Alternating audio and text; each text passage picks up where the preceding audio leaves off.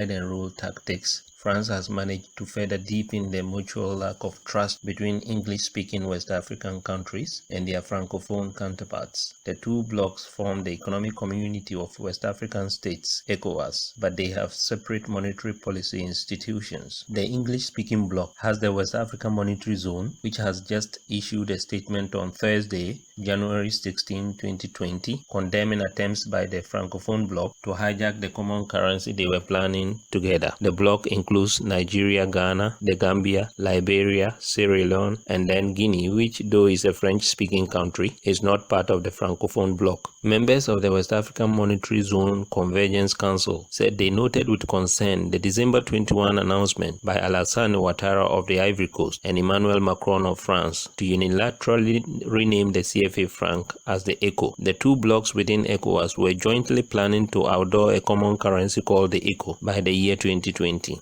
Deceitfully, however, France, which still wields enormous control over its former West African colonies, organized the Francophone bloc in ECOWAS to unilaterally declare their intention to convert the CFA franc into the ECO without recourse to the English-speaking bloc. It is no secret that France's former African colonies are free only in name, and there has been rising criticism of this situation lately. France has therefore been looking for ways to curb this sentiment. It is part of the reason France quickly got Alassane Ouattara to announce that the 8 Francophone members in ECOWAS were converting their common currency, that is the CFA franc, into the ECO. These countries include Togo, Benin, Mali, Burkina Faso, Ivory Coast, Senegal, Niger, and then Guinea-Bissau, which is a former Portuguese colony. How could the Francophone bloc do that? Does this not amount to stabbing their English-speaking counterparts in the back? The fact, however, is that these countries did not take this decision on their own. Let's call a spade by its name and not a big spoon. It is France which forced them to do it. But if France wanted to rename the CFA franc it imposed on its former colonies, couldn't it have chosen a different name than the ECO? Clearly, the intention is to divide and rule ECOWAS. By the way, shouldn't ECOWAS sue France for hijacking the name of its currency? Does ECOWAS not have copyright over the name? Sadly though, the situation is deepening cracks in ECOWAS. There already exists a lot of mistrust between the two blocs in ECOWAS. In fact, this mistrust is the reason integration within ECOWAS lags far behind that of, say, the SADC region. The Francophone countries have always mistrusted Nigeria in particular, whose large economy holds sway in ECOWAS. All of this also goes back to French machinations, really. Any wonder Nigeria recently accused France of sponsoring terrorism in its backyard? ECOWAS must not allow France to divide its ranks any further. From the look of things, the two blocs could disagree, and the English side could decide to have its own currency. That is, if Big Brother Nigeria comes to the party. But with the signing of the Continental Free Trade Agreement, shouldn't Africa as a whole be planning towards a single currency? Are Africa's leaders going to dilly-dally and allow the imperialists to hijack this one too?